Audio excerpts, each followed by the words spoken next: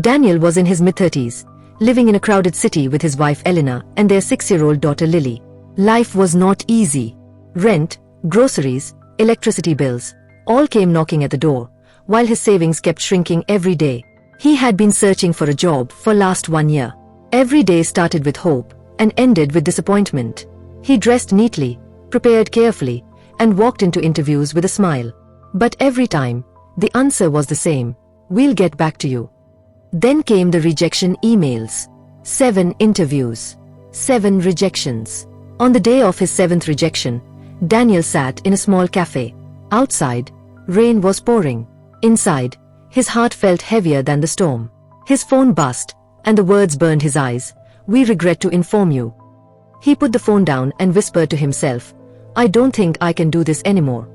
When he reached home, little Lily ran to him. "Daddy, did they say yes?" she asked with bright hope. Daniel's throat tightened. He forced a smile, knelt down, and hugged her. "Not this time, sweetheart." Elena watched silently. She didn't scold him, didn't complain, but her silence said everything. She looked at the pile of bills on the table. Daniel felt like a failure, not only to himself but to his family.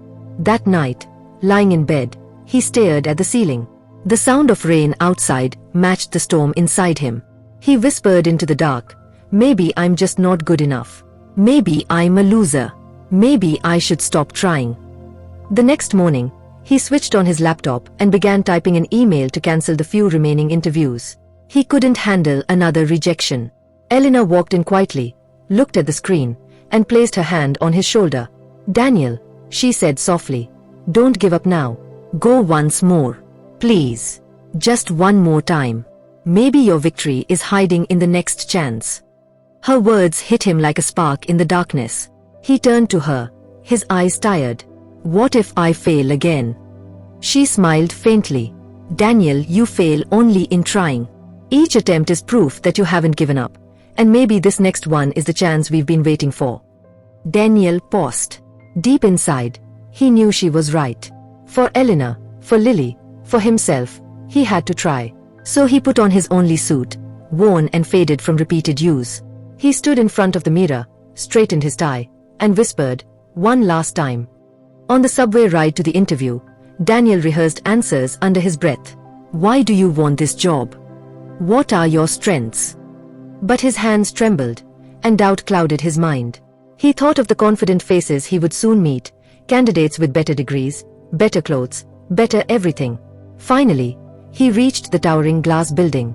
This wasn't just any company, it was the one he had admired since his college days. Working here was his dream. In the waiting room, he saw young men and women sitting tall, confident, scrolling through their tablets, rehearsing lines. Daniel sat quietly, clutching his old folder. His shoes were slightly scuffed, and he felt out of place. When his name was called, his heart pounded. Inside the room, 3 interviewers sat with serious faces. One of them leaned forward and asked directly, "Daniel, why should we hire you when there are others more qualified?" The question froze him. His rehearsed answers disappeared. Then he remembered Elena's words, "One more time." He took a deep breath and spoke from his heart. "Because I know what rejection feels like. I know what it means to fall down and stand up again. I faced failure 7 times, and still, I'm here. I won't just bring skills to this job. I will bring resilience, and I won't stop until I prove myself." The room went silent.